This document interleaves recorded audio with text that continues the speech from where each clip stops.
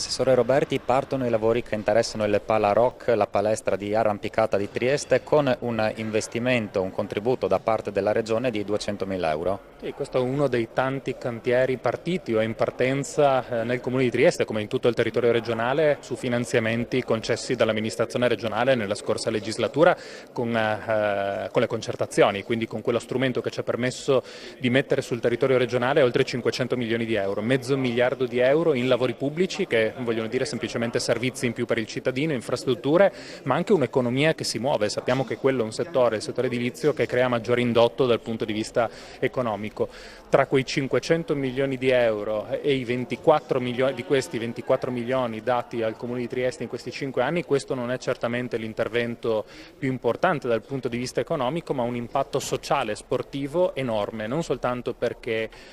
stiamo parlando di una palestra unica nel suo genere. Noi siamo abituati a parlare di palestre da basket per quanto riguarda la pallavolo. Palestre di roccia non ce ne sono sicuramente così tante, questa è una palestra recuperata dopo anni di abbandono, questa è una palestra in cui si allenano tantissimi ragazzi e meno giovani, in un rione periferico, e che in più dà la possibilità all'associazione di poter investire con risorse proprie, quindi si abbinano risorse pubbliche e risorse private per effettuare ancora altri investimenti e permettere a questo impianto di poter ampliarsi e poter ospitare anche gare di carattere nazionale ed internazionale. Quindi penso che l'allineamento che c'è stato tra l'associazione, la regione e il Comune di Trieste porterà a dei grandissimi risultati, non soltanto per questo rione, ma in particolare per questo rione, ma per tutto il territorio cittadino, provinciale e anche regionale. Vai in cadena.